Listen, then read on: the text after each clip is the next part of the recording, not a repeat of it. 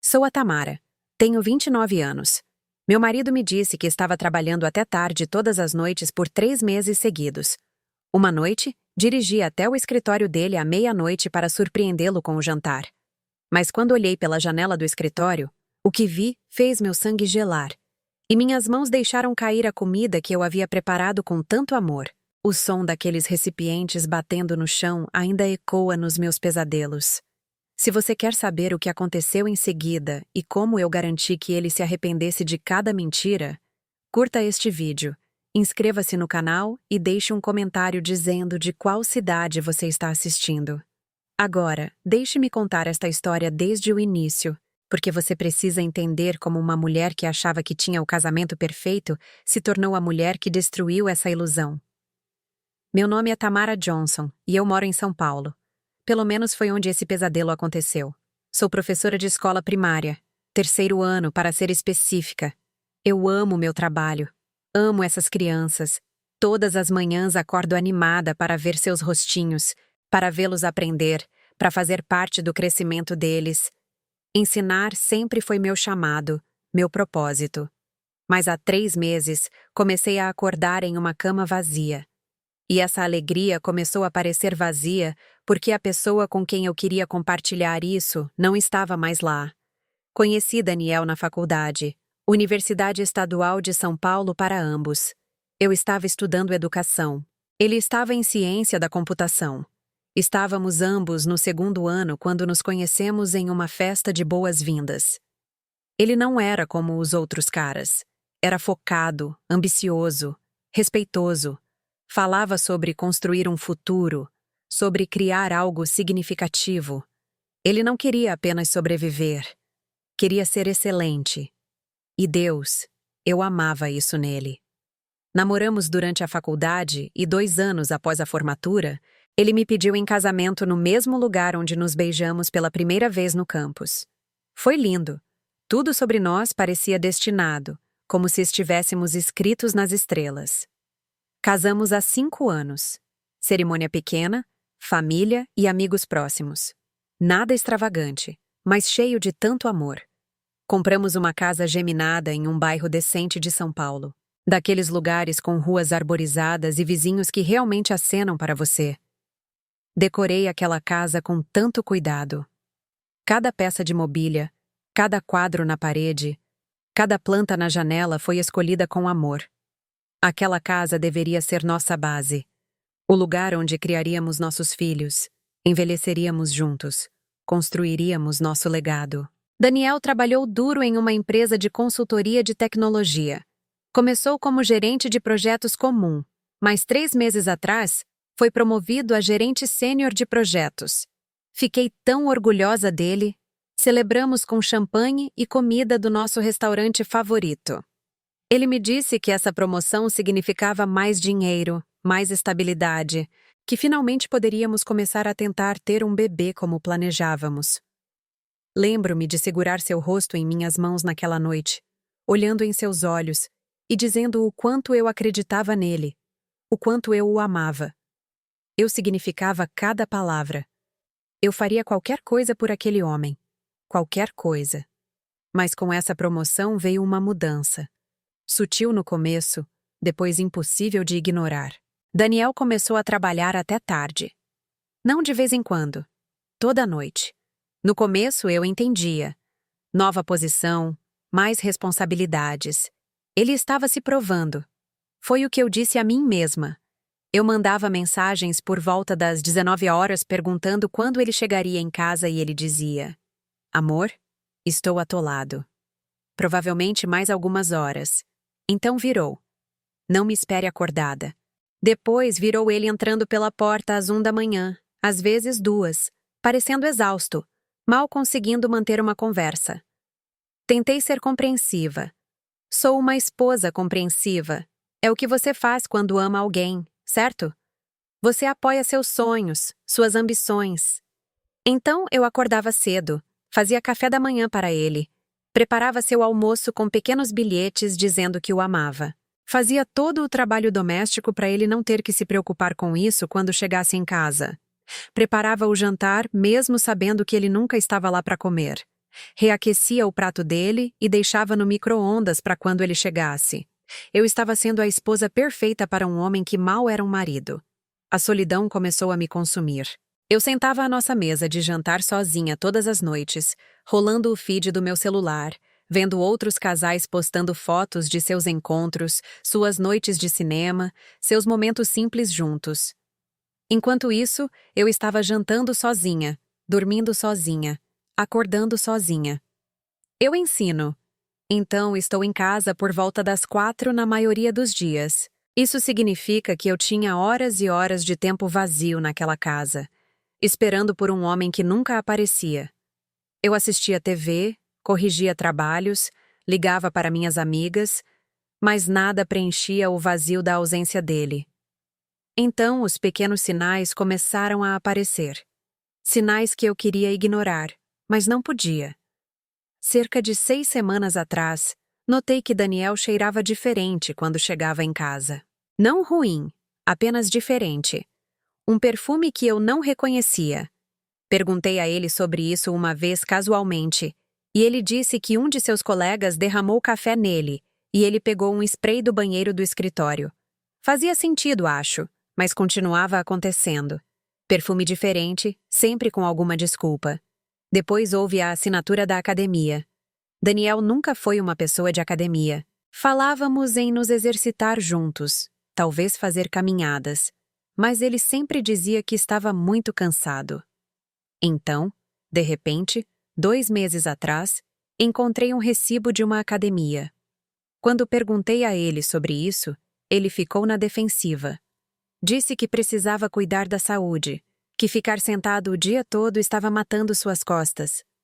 Mas aqui está a coisa que não fazia sentido. Se ele estava saindo do trabalho tão tarde, quando ele estava indo para a academia, à meia-noite eu deixei passar. Eu já estava me sentindo como se estivesse sendo paranoica, como se estivesse procurando por problemas que não existiam. O telefone dele se tornou uma fortaleza. Estava sempre virado para baixo. Sempre na mesa, no criado mudo, no carro, virado para baixo. E se eu ao menos olhasse para ele quando uma notificação chegasse, ele o agarrava tão rápido que você pensaria que estava prestes a explodir. Eu nunca me importei com o telefone dele. Confiávamos um no outro. Não tínhamos nada a esconder. Mas agora, aquele telefone parecia uma terceira pessoa em nosso casamento. Uma barreira que eu não podia cruzar. A pior parte era o quão defensivo ele se tornava. Eu fazia perguntas simples. Como foi seu dia? Ele dava respostas monossilábicas. Você almoçou? Ele agia como se eu estivesse interrogando-o. Quando você acha que vai chegar em casa esta noite? Ele me repreendia. Dizia para eu parar de pressioná-lo, que ele estava fazendo isso por nós, pelo nosso futuro. Toda conversa se tornava um campo minado. Eu comecei a pisar em ovos no meu próprio casamento, com medo de fazer perguntas básicas ao meu próprio marido porque eu não queria começar uma briga. Mas foi uma noite específica que rompeu minha negação.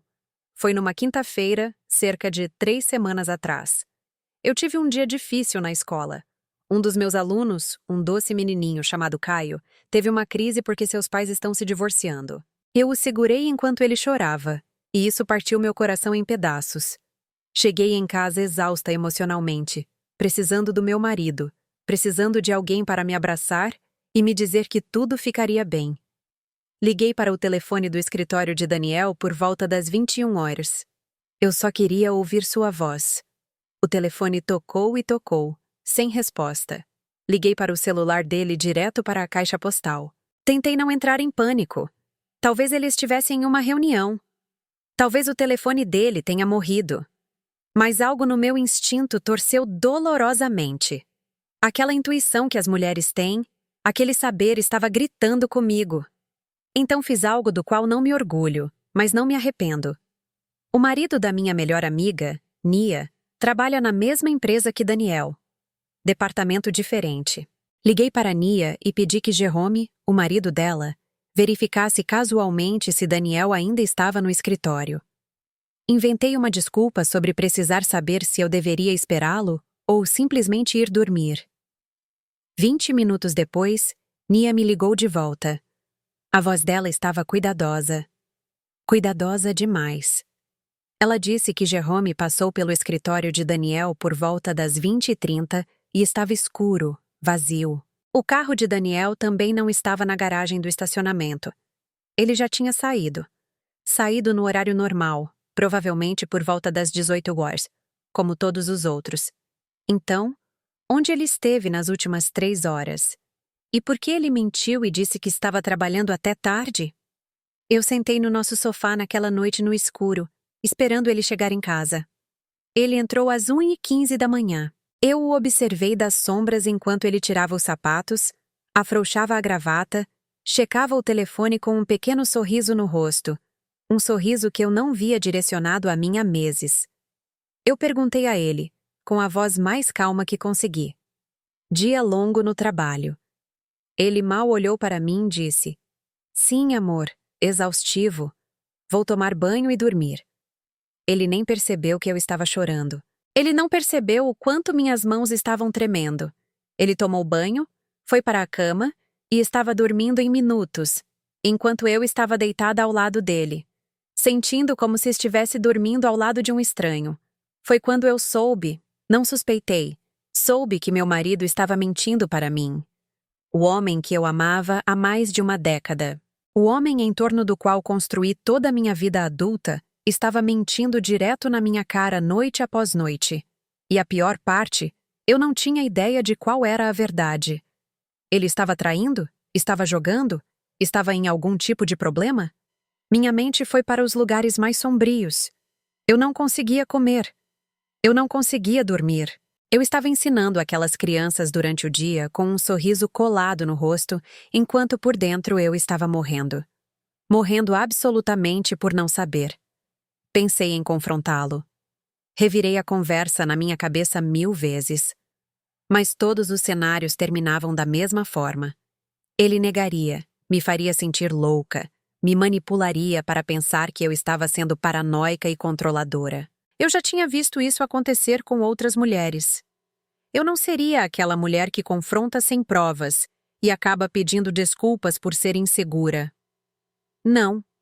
Se eu ia confrontar Daniel, eu precisava ver a verdade com meus próprios olhos. Eu precisava de evidências que ele não pudesse negar, que ele não pudesse explicar. Então fiz um plano. Um plano que provaria que eu estava errada e me deixaria dormir em paz novamente. Ou provaria que eu estava certa e destruiria todo o meu mundo. De qualquer forma, eu precisava saber. Eu não podia viver nesse limbo mais. Essa prisão de suspeitas e meias-verdades. Decidi que ia surpreendê-lo no trabalho, aparecer com um jantar, ser a esposa amorosa levando uma refeição caseira para o marido trabalhador. Se ele realmente estivesse trabalhando até tarde, ficaria feliz em me ver, certo? Ficaria grato, e eu me sentiria péssima por duvidar dele. Mas pelo menos eu saberia. Mas se ele não estivesse lá, ou se algo mais estivesse acontecendo, bem, então eu teria minha resposta. Escolhi uma noite de sexta-feira. Passei o dia inteiro cozinhando. Fiz todas as comidas favoritas de Daniel do zero. Frango frito com o tempero secreto da minha avó. Aquele que é crocante por fora e macio por dentro.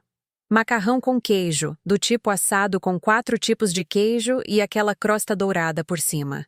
Couve refogada lentamente com peru defumado, vinagre e um toque de açúcar. Do jeito que a mãe dele me ensinou, pão de milho do zero. Coloquei tudo em recipientes bonitos, os bons, e arrumei tudo cuidadosamente. Até incluí um bilhete escrito à mão que dizia: Para meu marido trabalhador, eu te amo. Olhar para aquele bilhete agora me dá vontade de vomitar.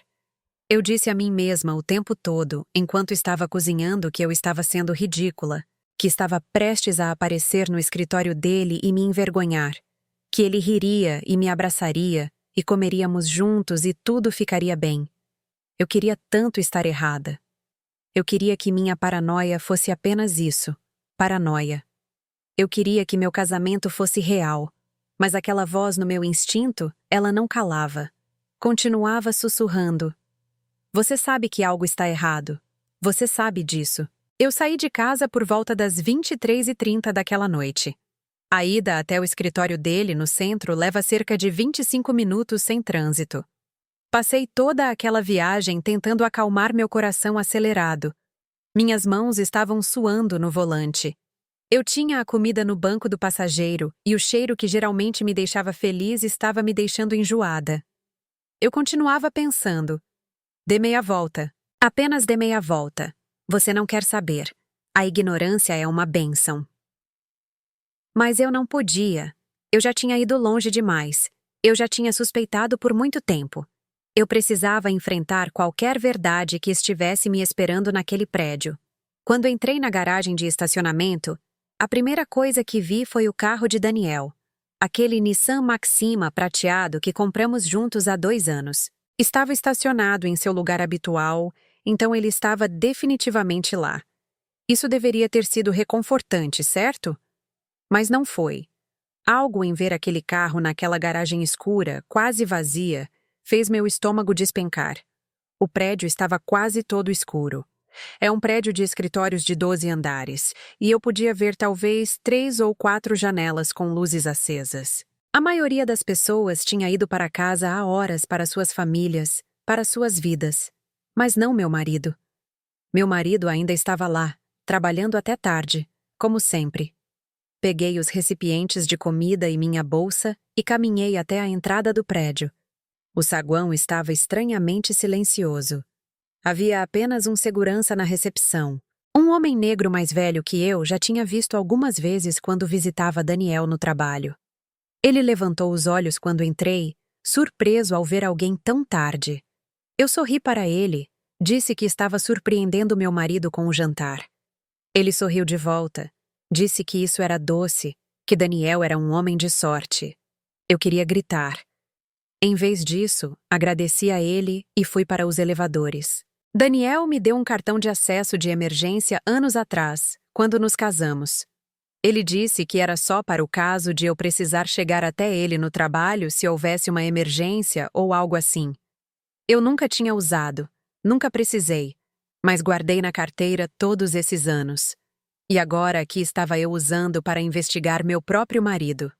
Passei o cartão, apertei o botão para o 12º andar e entrei no elevador. As portas se fecharam e, de repente, senti que não conseguia respirar. A viagem de elevador parecia ter levado 1 hora.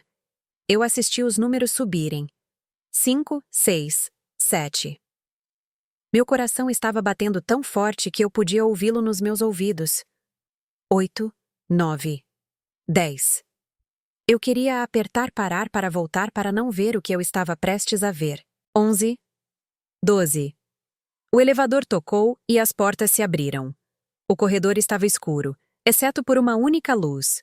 Uma única luz vindo do final do corredor, brilhando como um farol, como um aviso. O escritório de Daniel. Eu podia vê-lo de onde estava. Respirei fundo e comecei a andar. Meus saltos faziam barulho no piso de cerâmica e pensei em tirá-los para não fazer barulho, mas não consegui me mover. Eu estava congelada em algum tipo de transe, avançando, mesmo que cada parte de mim quisesse correr. Quando me aproximei, ouvi algo que me fez parar de respirar. Risadas. Risadas femininas. Leves e musicais, misturadas com a voz mais profunda de Daniel. Ele estava rindo. Meu marido, que chegava em casa exausto demais para sequer ter uma conversa comigo, estava rindo com alguém à meia-noite no escritório dele. Cheguei à porta dele.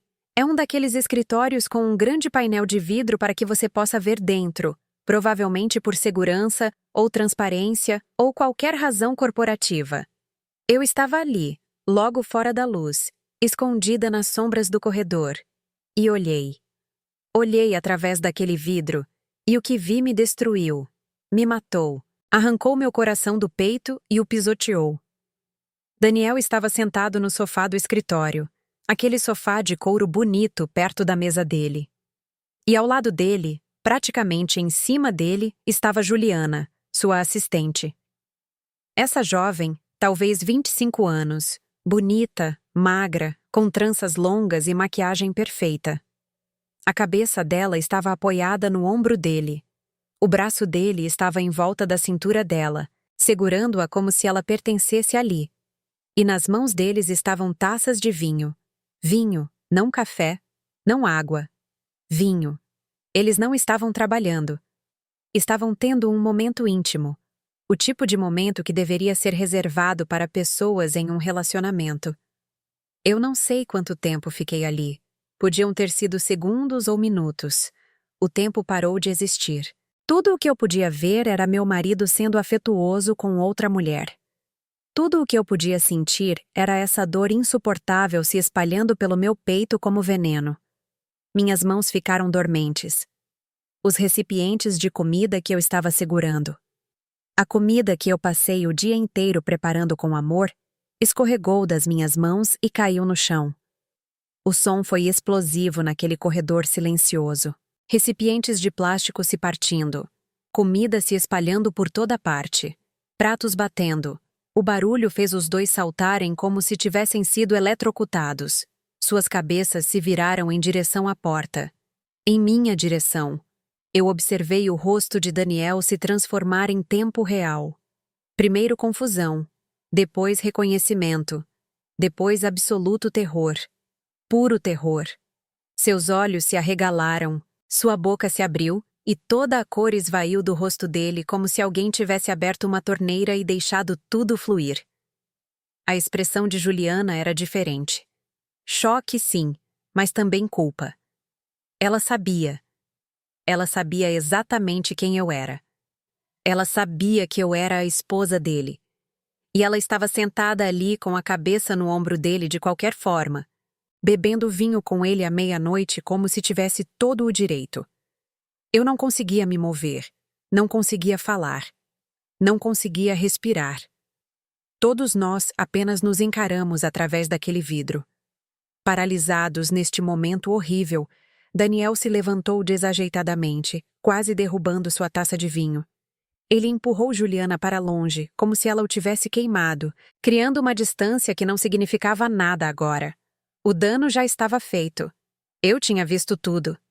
Juliana também se levantou, suas mãos tremendo, seus olhos alternando entre Daniel e eu, como se estivesse procurando uma rota de fuga. Mas não havia uma. Havia apenas eu de pé naquela porta, com comida espalhada ao redor dos meus pés e todo o meu mundo desabando ao meu redor. Eu não sei de onde veio a força, mas de alguma forma me movi. Empurrei a porta do escritório e entrei. Minhas sapatos esmagaram os recipientes quebrados que deixei cair. Eu deixei rastros de macarrão com queijo e couve pelo chão. Eu não me importei. O escritório cheirava a vinho e perfume. O perfume dela, caro, floral, o tipo de fragrância que permanece. Eu me perguntei quantas vezes Daniel tinha voltado para casa cheirando assim e eu não percebi. Quantas vezes ele carregou o cheiro dela para a nossa cama, para a nossa casa, para nosso casamento. Quando finalmente falei, minha voz saiu fria, mais fria do que eu sabia que era capaz. Então, este é o projeto noturno em que você tem trabalhado. As palavras pareciam gelo na minha boca. Daniel abriu a boca para responder, mas nada saiu. Ele tentou novamente. Amor, não é? Eu o cortei com uma risada. Uma risada amarga e oca que me assustou. Não ouse dizer que não é o que parece. Eu tenho olhos, Daniel. Eu posso ver. Ele começou a balbuciar, palavras tropeçando umas nas outras em seu pânico. Estávamos apenas celebrando o fechamento de um negócio. Não é? Nós não. Isso não é, eu dei um passo mais perto dele. Celebrando à meia-noite com vinho com seu braço em volta dela, com a cabeça dela no seu ombro, como se vocês fossem um casal. Juliana finalmente tentou falar. Sua voz estava pequena, trêmula. Senhora Johnson, posso explicar. Eu me virei para ela tão rápido que ela se encolheu. O olhar que eu dei a ela deve ter sido aterrorizante porque ela realmente deu um passo para trás. Não ouse dizer uma palavra para mim, nem uma palavra. Você sabia que ele era casado. Você sabe quem eu sou. Você já viu fotos minhas neste escritório. E você se sentou ali com a cabeça no ombro do meu marido de qualquer forma. Você não tem o direito de me explicar nada. Ela fechou a boca, seus olhos se enchendo de lágrimas. Bom, eu queria que ela sentisse uma fração da dor que estava me destruindo. Daniel tentou outra abordagem. Juliana estava tendo problemas de relacionamento. Ela estava chateada e eu estava apenas ouvindo, apenas sendo um amigo. Eu ri novamente. Aquele mesmo som terrível. Um amigo à meia-noite em particular com vinho e contato físico. É isso que estamos chamando. Eu olhei para o sofá onde eles estavam sentados. Vi a garrafa de vinho na mesa de centro, quase vazia. Há quanto tempo eles estavam ali juntos? Quantas noites isso aconteceu enquanto eu estava em casa sozinha esperando por ele? Eu apontei para o vinho. Isso é café, Daniel? Porque você me disse que estava trabalhando. Trabalhar requer café, certo? Não vinho. Vinho é para encontros, para romance, para pessoas que são mais do que colegas de trabalho. Ele não tinha resposta. Apenas ficou ali parecendo culpado pra caramba. Continuei, minha voz ficando mais afiada a cada palavra. E sabe o que é realmente engraçado? Seu colega de trabalho, Jerome. Ele disse à minha amiga que você sai do escritório às 18 horas na maioria das noites. 6. Então, onde você tem ido? Aqui. Voltando aqui depois que todos vão embora para você poder brincar de casinha com sua assistente? A verdade estava escrita em todo o rosto dele. Ele não podia negar. Não podia explicar. Juliana ficou completamente em silêncio, seus braços ao redor de si mesma como se pudesse se fazer desaparecer. Eu quase senti pena dela. Quase. Mas então lembrei das mensagens de texto que notei ele escondendo. O perfume, as noites tardias. Isso não era uma coisa de uma vez. Isso estava acontecendo há semanas, talvez meses. Isso era um padrão, uma rotina. Eles tinham um sistema. Olhei para a comida espalhada no corredor.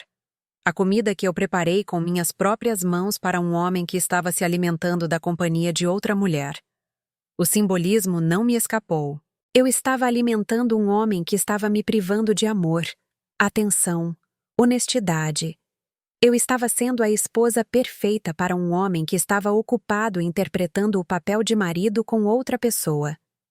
Me virei para eles, essas duas pessoas que me traíram de maneiras diferentes, e senti algo mudar dentro de mim. A dor ainda estava lá, aguda e crua. Mas outra coisa estava emergindo. Raiva. Raiva fria e calculada. Eu caminhei até a comida no chão, peguei um recipiente amassado de macarrão com queijo e chutei na direção deles. Ele deslizou pelo chão polido do escritório e parou aos pés de Daniel. Aproveite sua refeição noturna. Eu terminei de alimentar mentirosos. Eu disse isso calmamente, mas com tanto veneno que ambos realmente se encolheram. Então, eu me virei e saí. Eu não corri. Eu não chorei. Eu andei com a cabeça erguida, deixando-os ali naquele escritório, cercados pelas evidências de sua traição e meu coração partido. A viagem de elevador para baixo foi diferente da subida. Eu não estava mais nervosa. Eu não estava com medo do que poderia encontrar. Eu já tinha encontrado. Eu já tinha visto. E agora eu sabia exatamente o que estava lidando. O segurança se despediu quando eu passei pelo saguão. Eu sorri para ele. Disse boa noite como se tudo estivesse normal. Como se minha vida não tivesse acabado de explodir. Entrei no carro, saí daquela garagem de estacionamento e dirigi cerca de 3 quarteirões antes de ter que parar. Foi então que me atingiu. Realmente me atingiu. Todo o peso do que eu acabara de testemunhar caiu sobre mim como um tsunami, e eu desabei. Eu gritei. Eu chorei tanto que não conseguia ver. Eu bati minhas mãos no volante até doerem. Eu nunca senti uma dor assim. Era física, como se alguém estivesse esmagando meu peito, apertando meus pulmões, rasgando meu coração ao meio, mas eu não podia desmoronar no meu carro em uma rua aleatória. Eu precisava chegar a algum lugar seguro, onde pudesse me permitir desmoronar completamente. Eu dirigi até a casa da Nia, minha melhor amiga, desde que estávamos na faculdade juntas, minha irmã em todos os sentidos que importam. Eu liguei para ela da entrada da garagem e ela deve ter ouvido algo na minha voz porque não fez perguntas. Apenas disse: "Estou abrindo a porta agora." Quando entrei, ela me olhou uma vez e me puxou para seus braços. Foi quando eu realmente perdi. Eu chorei por tudo. Pelos anos que desperdicei. Pela confiança que foi quebrada. Pelo futuro que pensei que teríamos que agora se foi. Pela tola que eu fui fazendo jantar para um homem que estava alimentando outra pessoa com sua atenção e carinho. Nia me deixou chorar até eu não ter mais nada. Então ela me sentou no sofá dela, colocou um cobertor ao redor dos meus ombros e me perguntou o que aconteceu. Eu contei tudo a ela, cada detalhe, o olhar no rosto dele, a cabeça de Juliana no ombro dele, o vinho, as mentiras, tudo. O rosto de Nia passou por uma jornada de emoções, choque, raiva, nojo, fúria. Quando terminei, ela estava andando pela sala como uma leoa enjaulada. Ela disse coisas sobre Daniel que eu não posso repetir. Ela o chamou de nomes que eu nem sabia que ela conhecia. Ela disse que deveríamos voltar lá e confrontar os dois, destruir o carro dele, expô-lo nas redes sociais. Mas eu a parei. Eu disse: "Não, não é assim que vamos fazer isso." Porque em algum lugar entre aquele escritório e o sofá da Nia, minhas lágrimas secaram. A fase de choro acabou. O que a substituiu foi uma determinação fria e estratégica. Eu não seria a esposa emocionalmente instável que causou uma cena. Eu não seria a mulher que todos lamentavam. Eu seria inteligente sobre isso. Eu faria Daniel sentir cada grama da dor que ele me causou. Mas eu faria isso de uma forma que o destruísse completamente. Não apenas emocionalmente, profissionalmente, financeiramente, socialmente. Eu desmontaria a vida que ele construiu enquanto estava ocupado construindo uma mentira. Nia me olhou e eu vi a compreensão surgir em seus olhos. Ela conhecia aquele olhar. Ela o viu quando estávamos na escola e alguém tentou mexer com uma de nossas irmãs de fraternidade. Ela sabia que eu não estava apenas ferida. Eu estava em modo de guerra. Ela se sentou ao meu lado e disse: "Ok, o que você precisa?" Eu pensei sobre isso. Pensei realmente sobre isso. Então eu disse: "Eu preciso ir para casa. Eu preciso enfrentá-lo. Mas preciso que você entenda uma coisa. Eu não vou gritar. Eu não vou chorar na frente dele. Eu vou ser fria como gelo. E então eu vou reunir todas as provas que puder encontrar e tirar tudo dele." Eram quase 3 da manhã quando voltei para casa. Casa. Eu ainda podia chamar assim? Aquela casa que compramos juntos, decoramos juntos, fizemos amor, brigamos, sonhamos. Estava tudo contaminado agora, envenenado pela traição dele. Quando entrei na garagem, vi luzes acesas dentro. Daniel estava em casa, provavelmente andando de um lado para o outro, em pânico, tentando descobrir o que dizer para mim. Bom, deixe-o entrar em pânico. Deixe-o sentir uma fração da ansiedade que senti por meses. Eu entrei e lá estava ele na sala de estar. Ele se levantou quando me viu, seu rosto uma bagunça de medo e desespero. Ele começou a falar imediatamente, palavras saindo como se uma represa tivesse estourado. "Amor, por favor, me deixe explicar. Não é o que você pensa. Nada aconteceu. Estávamos apenas conversando. Juliana está passando por algo e eu estava tentando ajudá-la." Eu levantei a mão e ele parou de falar como se eu tivesse apertado um botão de pausa. Eu olhei para ele. Realmente olhei para ele. Esse homem que eu amava há mais de uma década. Esse homem em quem confiei com tudo. E não senti nada além de desprezo. Eu disse, com a voz plana e sem emoção: "Eu vou dormir no quarto de hóspedes. Não fale comigo."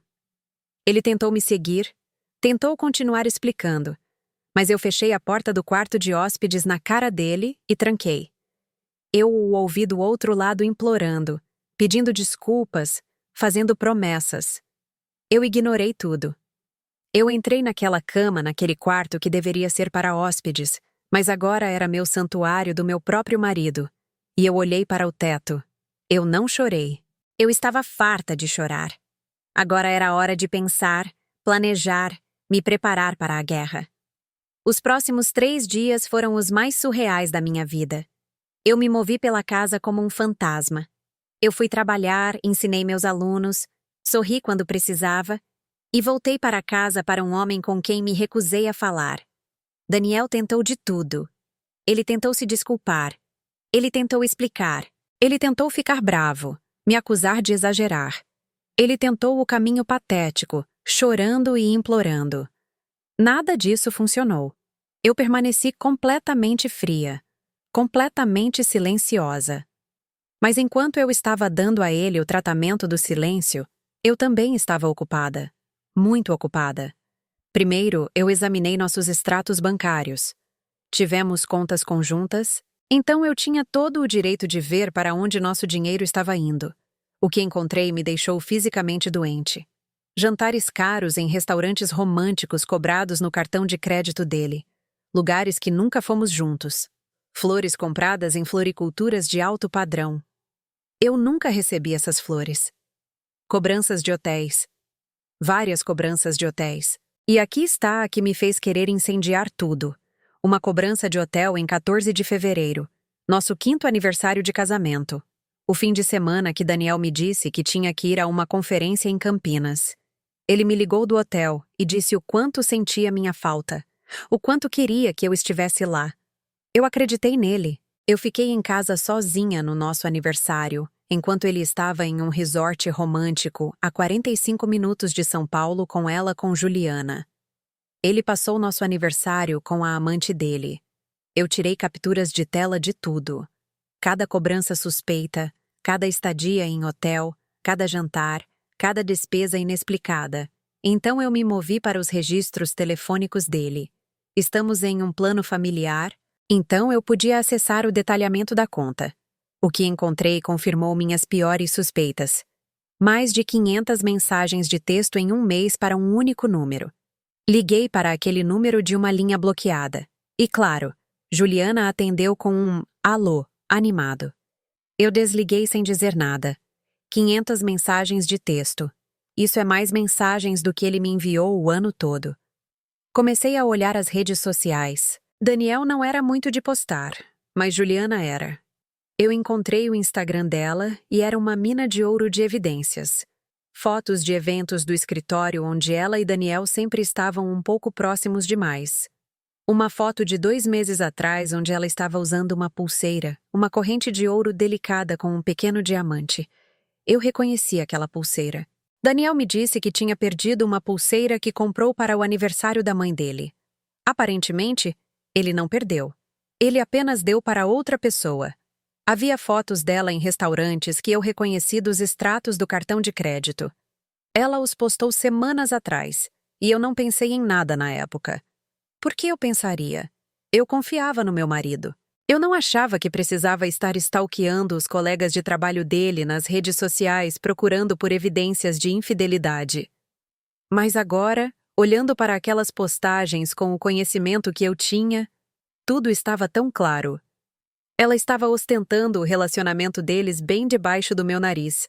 Apenas sutil o suficiente para que eu não percebesse, a menos que estivesse procurando por isso. No final daqueles 3 dias, eu compilei um arquivo de evidências que teria deixado um promotor orgulhoso. Extratos bancários, registros telefônicos, capturas de tela de redes sociais, recibos de hotéis, tudo estava organizado, datado e salvo em vários lugares. Armazenamento em nuvem, meu laptop, um pendrive que escondi na minha sala de aula no trabalho. Eu não estava tomando nenhum risco. Essas evidências eram minha munição, e eu iria usar cada uma delas. Na sexta-feira à noite, decidi que era a hora. Hora de parar de ficar em silêncio. Hora de confrontá-lo com tudo o que eu sabia. Cheguei em casa do trabalho e Daniel já estava lá. Ele vinha chegando em casa cedo todos os dias daquela semana tentando provar algo. Acho que tentando mostrar que ele tinha mudado, que não estava mais trabalhando até tarde. Tarde demais. Eu imprimi tudo. Cada extrato bancário, cada registro telefônico, cada captura de tela. Eu espalhei tudo na nossa mesa da cozinha como se estivesse montando uma apresentação. Então eu chamei Daniel para a cozinha. Quando ele entrou e viu o que eu tinha feito, seu rosto ficou branco. Ele olhou para a mesa coberta com evidências de sua traição e eu o observei perceber que eu sabia de tudo. Não apenas sobre aquela noite que eu os peguei. Tudo. Os meses de mentiras, o dinheiro que ele gastou, a vida dupla que ele estava vivendo. Ele tentou falar, mas eu o cortei. Sente-se, eu disse. Ele se sentou. Eu permaneci em pé. Eu queria que a dinâmica de poder ficasse clara. Eu comecei a conduzi-lo pelas evidências como se fosse uma detetive apresentando um caso. 14 de fevereiro, nosso aniversário.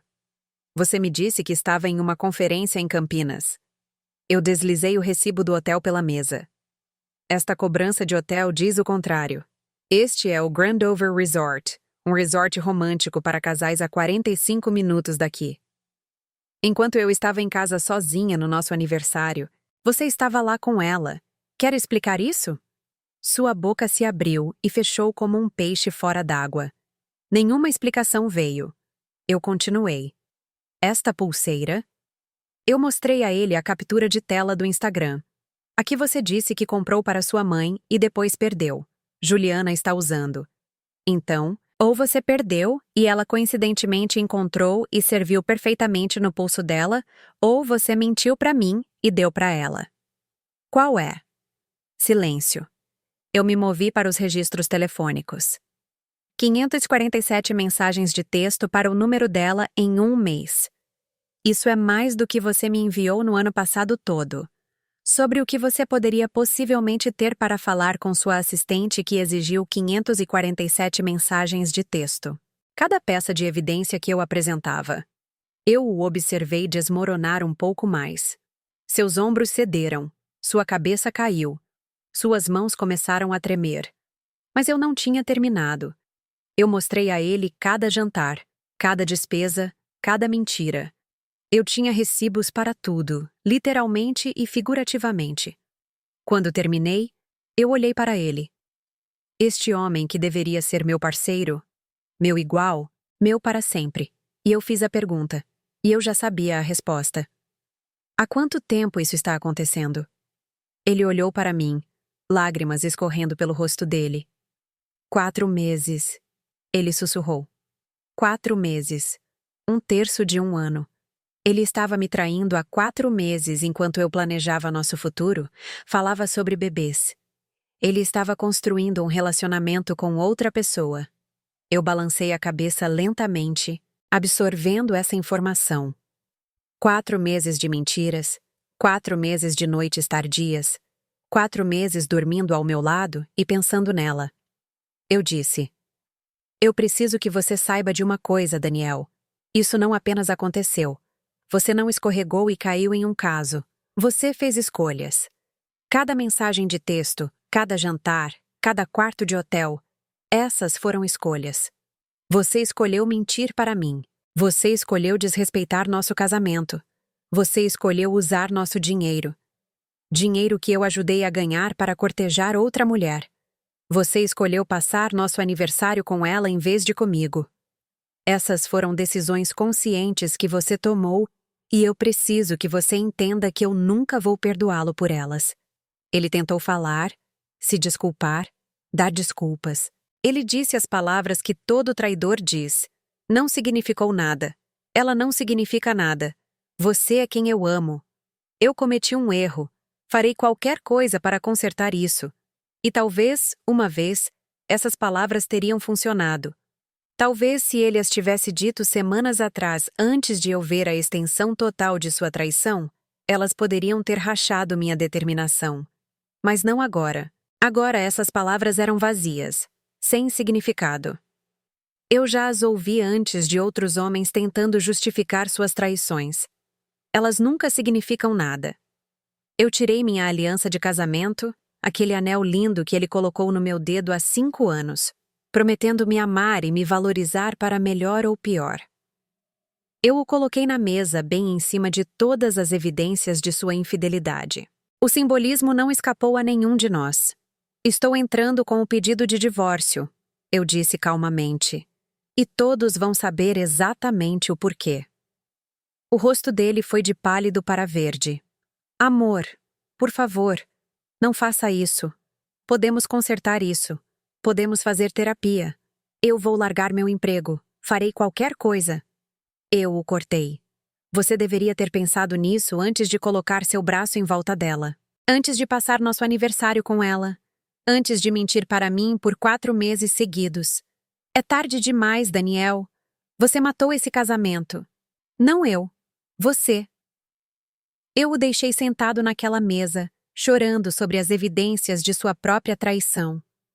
Eu voltei para o quarto de hóspedes, tranquei a porta e liguei para Nia. Eu preciso de um advogado. Eu disse a ela. O melhor advogado de divórcio que você conhece. Alguém que destrua pessoas para viver. Nia não hesitou. Eu sei exatamente quem chamar.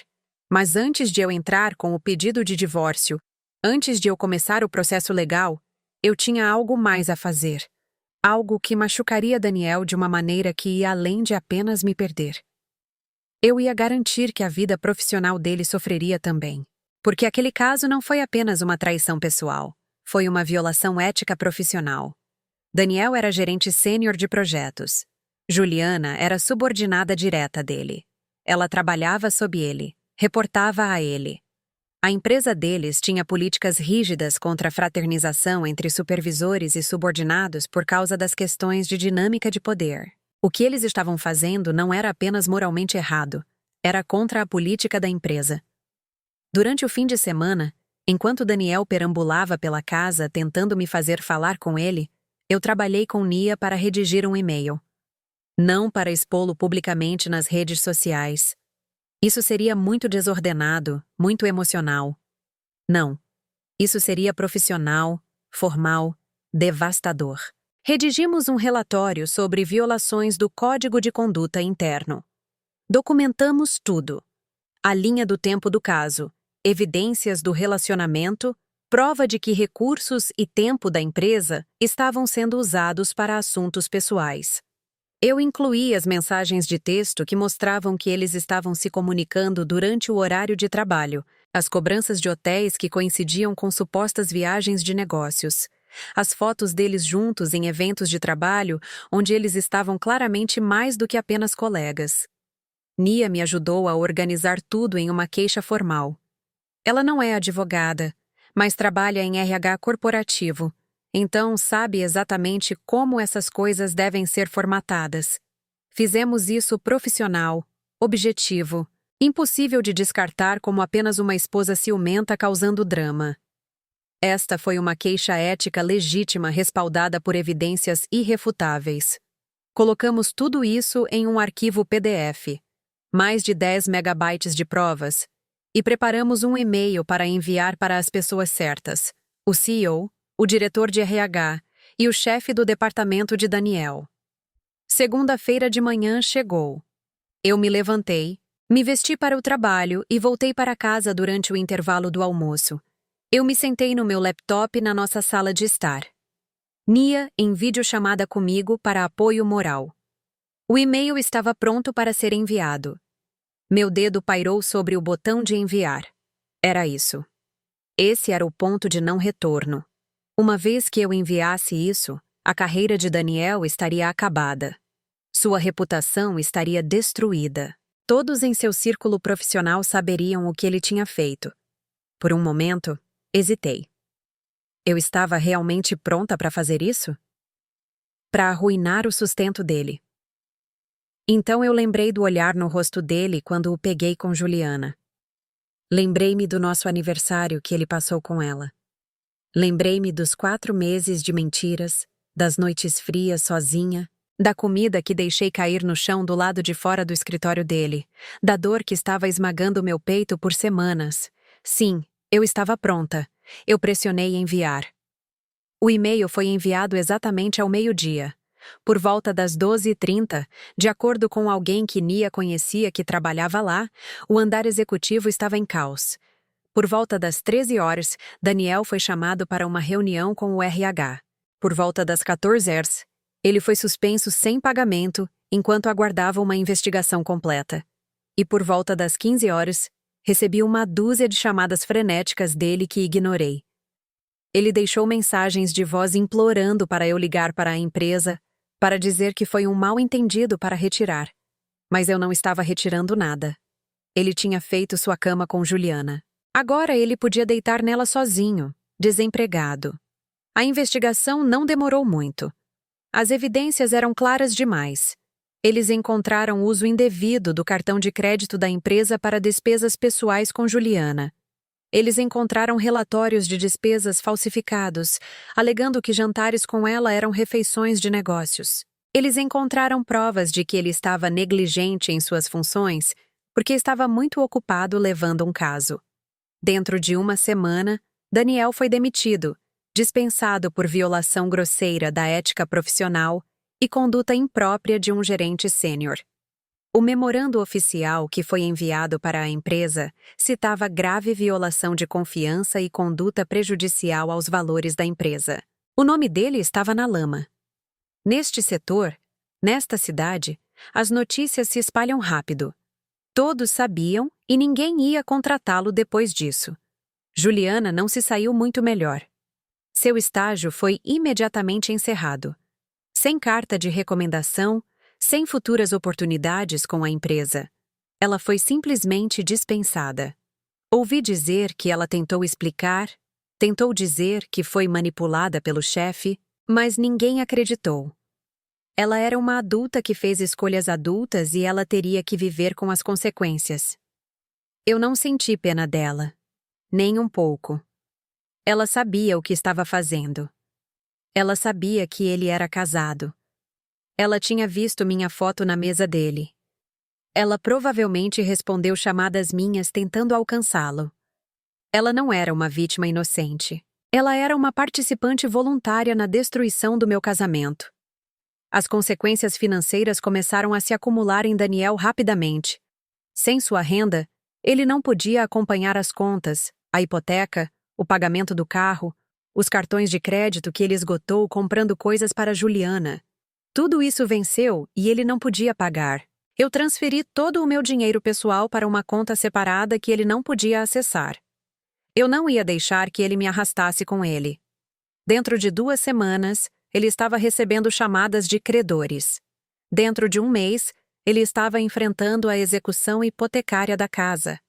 O telefone dele estava tocando constantemente com o meu número. Mensagens de voz, mensagens de texto, todas implorando para eu ajudá-lo, para dar outra chance para ele consertar isso. O tom das mensagens dele mudou à medida que a situação dele piorava. Primeiro, eram apologéticas. Então, se tornaram raivosas, me culpando por arruinar a vida dele. Ele me chamou de cruel, sem coração, vingativa. Ele disse que eu o destruí por um erro. Um erro. 4 meses de traição, mentiras e roubo do nosso casamento foi um erro. Eu apaguei cada mensagem sem responder. Então a família dele se envolveu. A mãe dele me ligou e eu cometi o erro de atender. Ela passou 20 minutos chorando e gritando, me chamando de todos os nomes do livro. Ela disse que eu era uma esposa ruim, que se eu estivesse cuidando do meu marido adequadamente, ele não teria se desviado. Ela disse que era normal os homens terem casos, que uma boa mulher perdoa e segue em frente para manter a família unida. Ela disse que eu estava destruindo a vida do filho dela por vingança, que eu era orgulhosa demais para trabalhar no meu casamento. Eu ouvi tudo em silêncio. Quando ela finalmente ficou sem fôlego, eu disse muito calmamente: seu filho passou o nosso 5º aniversário de casamento em um hotel com outra mulher. Ele usou nosso dinheiro para comprar presentes para ela. Ele mentiu para mim todos os dias por 4 meses. Se esse é o tipo de homem que você criou, então talvez você devesse perguntar a ele onde você errou, não a mim. Então eu desliguei e bloqueei o número dela. Eu bloqueei toda a família dele. Eu não precisava das lições dele sobre como eu deveria simplesmente aceitar ser traída. Mas eu ainda não tinha terminado.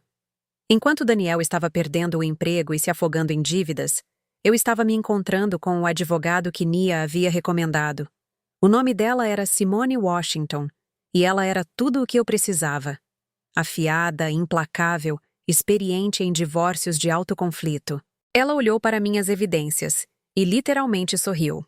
Ela disse: "Ah, vamos destruí-lo no tribunal. São Paulo permite divórcio por culpa, o que significa que o adultério é um motivo que pode afetar a divisão de bens."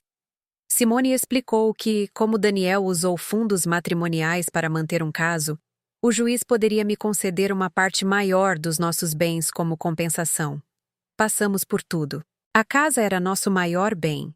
Daniel queria mantê-la, provavelmente porque não conseguia se imaginar vivendo em outro lugar menor, perdendo o status que a casa representava, mas ele também não podia pagar. Ele propôs-me pagar minha parte em parcelas ao longo do tempo. Eu ri quando Simone me disse isso. Eu disse: "Absolutamente não. Eu não ficaria financeiramente ligada a este homem por anos enquanto ele lentamente me pagava de volta. Ou ele me pagava minha metade do valor da casa em uma única quantia mais o dinheiro que meus pais contribuíram para o pagamento inicial, ou nós a venderíamos e dividiríamos o resultado. Ele também seria responsável pelo restante da hipoteca. Daniel não tinha esse tipo de dinheiro. Ele estava desempregado e em dívida. O banco já estava enviando avisos de execução hipotecária porque ele estava 3 meses atrasado nos pagamentos. Ele não tinha escolha. A casa foi colocada à venda. Aquela bela casa geminada onde construímos nossa vida colocada no mercado a um preço reduzido para vender rapidamente. E ela vendeu rápido. O resultado pagou a hipoteca. Me pagou meus 50% e pagou os 40 DARS, Mills e O'Hires que meus pais tinham contribuído. Depois de tudo isso, Daniel ficou com quase nada, talvez 20. E O'Hires. Não o suficiente para recomeçar. As negociações do divórcio foram brutais. Tivemos que sentar no tribunal enquanto advogados discutiam sobre nossos bens, nossas vidas, nossos fracassos. Daniel tentou uma última vez apelar para mim. Durante um intervalo, ele se aproximou de mim no corredor do tribunal. Ele parecia terrível, não barbeado, usando um terno amarrotado, olhos vermelhos de falta de sono ou choro ou ambos. Ele disse: "Tamara, por favor, eu sei que errei, mas ainda podemos consertar isso. Eu ainda te amo.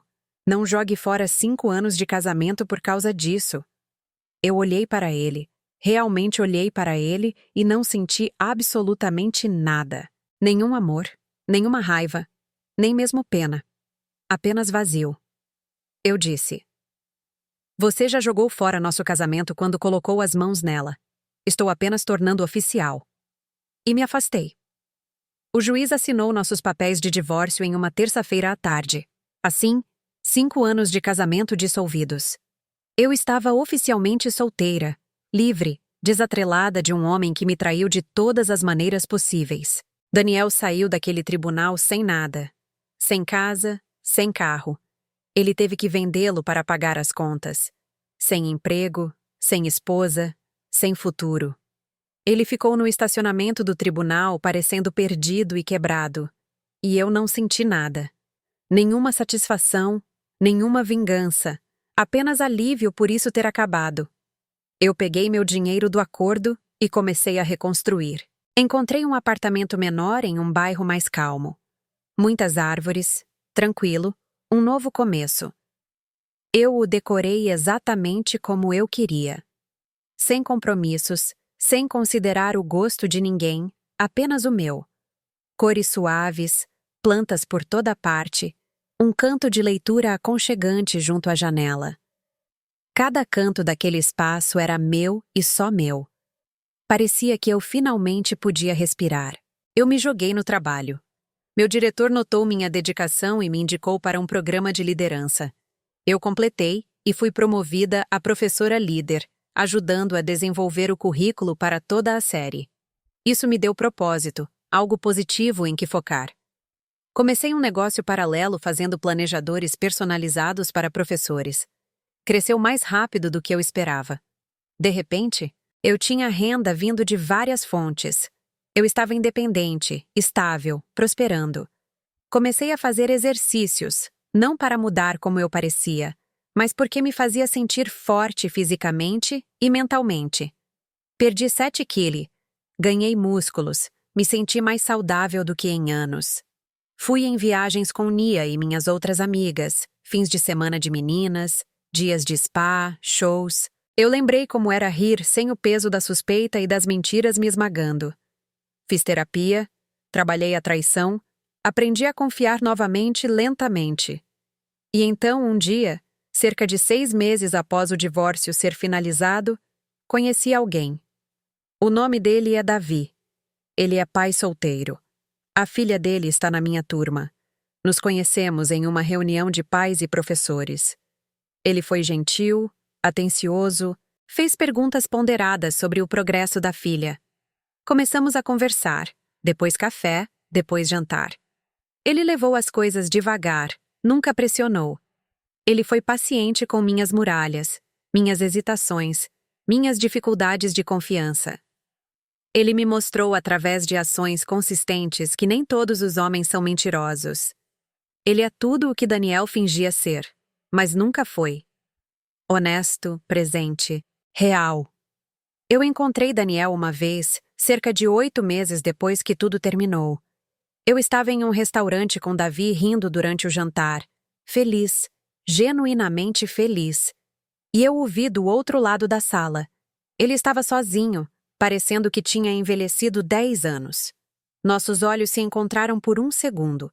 Ele parecia querer vir até mim para dizer algo, mas eu olhei através dele como se ele não existisse, como se ele fosse um estranho. Porque é isso que ele era. Um estranho que uma vez viveu na minha casa. Eu me virei de volta para Davi e continuamos nossa conversa como se Daniel fosse invisível. Essa foi a última vez que o vi. Ouvi por amigos em comum que a vida dele nunca realmente se recuperou. Ele está trabalhando em algum emprego de TI de nível iniciante agora, ganhando uma fração do que costumava, vivendo em um pequeno apartamento do outro lado da cidade. Juliana o largou assim que ele perdeu tudo. Acontece que ela queria o gerente sênior bem-sucedido, não o ex-funcionário falido, divorciado e desgraçado. Ele tentou namorar, mas não conseguiu manter ninguém por perto uma vez que as pessoas o pesquisavam no Google e encontravam vestígios do escândalo. Sua reputação está permanentemente manchada. Ele fez suas escolhas, e agora ele tem que viver com elas. Enquanto isso, estou prosperando. Estou feliz. Sou bem-sucedida, sou amada, sou respeitada. Tudo que ele tentou tirar de mim, eu reconstruí mais forte. O divórcio não foi o fim da minha história. Foi apenas o fim de um capítulo que eu deveria ter fechado mais cedo. Olhando para trás, posso ver todos os sinais de alerta que ignorei. Todas as vezes que meu instinto me disse que algo estava errado. E eu me convenci do contrário. Eu não vou cometer esse erro novamente. Eu confio nos meus instintos agora. Eu conheço meu valor. Eu não me contento. E definitivamente não perco meu tempo com homens que não veem meu valor. Algumas noites eu ainda penso naquele momento fora do escritório dele, vendo-os através daquela janela, a comida batendo no chão, o som do meu coração se partindo. Mas sabe de uma coisa? Esse não foi o som da minha vida acabando. Foi o som do meu despertar. Daniel não me quebrou. Ele me libertou de uma vida construída sobre mentiras. Ele me fez um favor, mesmo que não tenha a intenção. Ele me mostrou exatamente quem ele era, e eu acreditei nele. E então, eu fui embora. Para qualquer mulher assistindo isso que está ignorando sinais de alerta, que está inventando desculpas para o comportamento de um homem, que está com medo de enfrentar a verdade, deixe-me dizer uma coisa. A verdade pode doer. Pode parecer que está te matando quando você a enfrenta pela primeira vez. Mas as mentiras vão te destruir lentamente. Elas vão te consumir por dentro, até não sobrar nada. Escolha a dor que leva à liberdade, em vez do conforto que te mantém presa em uma prisão de negação. Você merece melhor. Você merece honestidade. Você merece um parceiro que esteja presente para você, não um que esteja presente para outra pessoa enquanto mente para você. Sou Tamara Johnson. Tenho 29 anos. Estou divorciada, prosperando, e nunca estive mais feliz. Aquela noite mudou minha vida para sempre, mas não da maneira que Daniel pensou que mudaria. Não me destruiu, me reconstruiu. Mais forte, mais sábia, livre. Então, essa é minha história. A noite em que dirigi até o escritório do meu marido e descobri seu segredo mudou tudo. Se essa história tocou você, curta este vídeo e inscreva-se para não perder mais histórias da vida real como esta.